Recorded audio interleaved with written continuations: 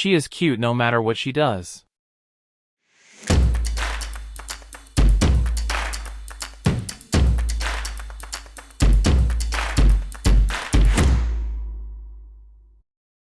Hi everyone, how are you?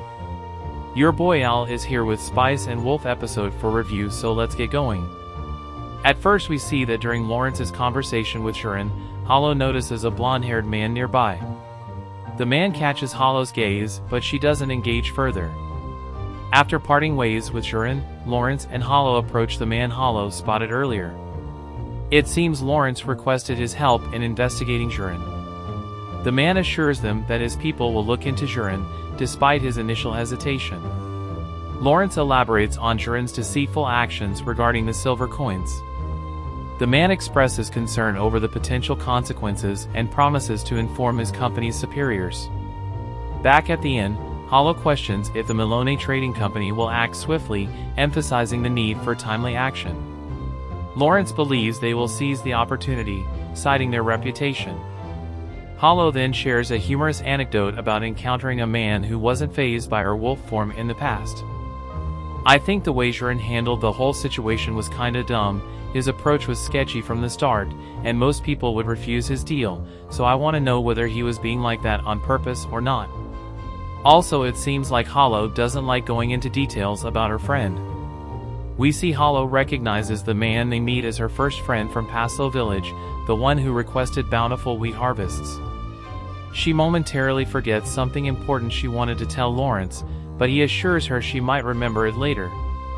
They then meet with Rich 10 Marlhite, a branch manager who agrees to the deal and reveals Medio Trading's involvement.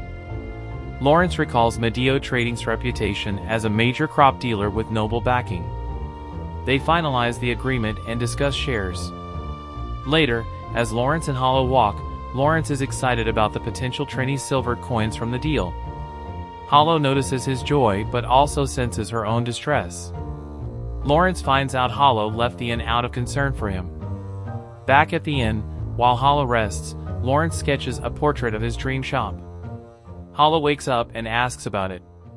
Lawrence explains that achieving this dream would help him settle down and build lasting connections, which is challenging for a traveling merchant like him. Opening a shop would make him feel rooted and facilitate friendships and even marriage. Lawrence feeling lonely and wanting to settle down was a bit unexpected to me, but it makes sense, because he is always on the move, so he can't really focus on other aspects of his life. Also, my first impression of Rich 10 is that he only thinks about profit. Then we see Holo expresses her concern that Lawrence achieving his dream would leave her feeling lost and alone, as it might lessen his desire to travel.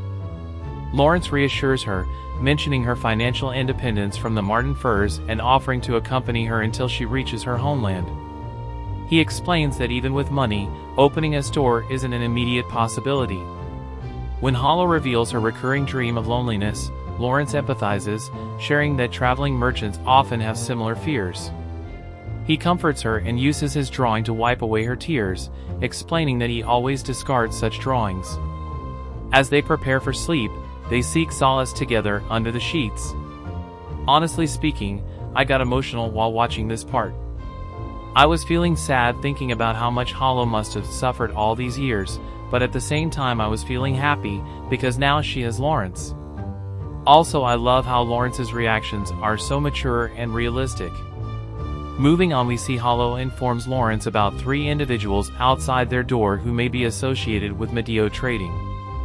Urgently, she urges Lawrence to gather his belongings and leave immediately. They escape through the inn's window, with Holo advising Lawrence to leave behind his carriage, as it's unlikely to be targeted by their pursuers.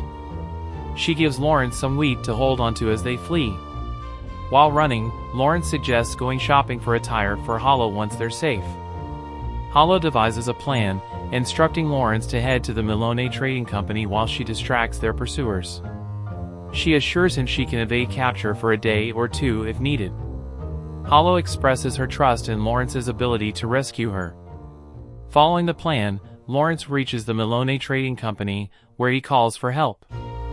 The company's employees intervene, rescuing Lawrence and deterring his pursuers. He expresses gratitude and apologizes for the commotion. I absolutely didn't expect such a thing to happen this early on in the story.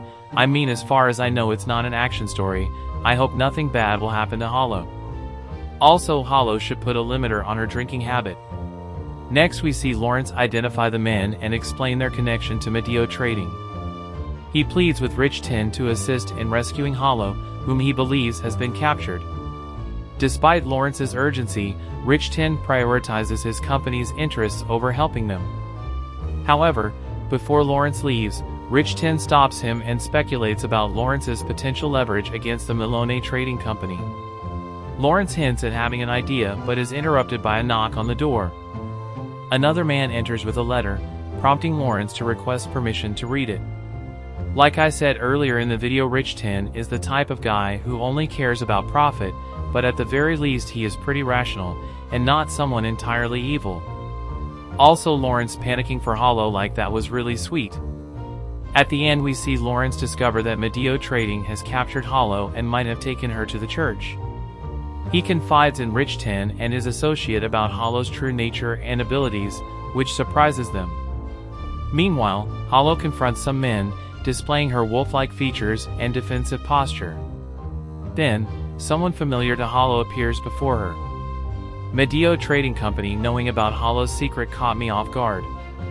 I wonder whether zheren was keeping an eye on Holo or not, but if that was the case, then Holo should have noticed something, given her senses are far stronger than humans. Overall, this episode was probably the best episode of the anime so far. This was an emotional roller coaster that made me sad, happy, sour, sweet, relaxed, tense, all at the same time. Anyways, thanks for watching, everyone. If you like my video, then check out some of my other videos. Also, don't forget to hit the like button and subscribe to my channel, or leave a comment if you want to say something. You can also follow me on Twitter and Instagram, or check out my Facebook page. Links are given in the description. Until then, see ya.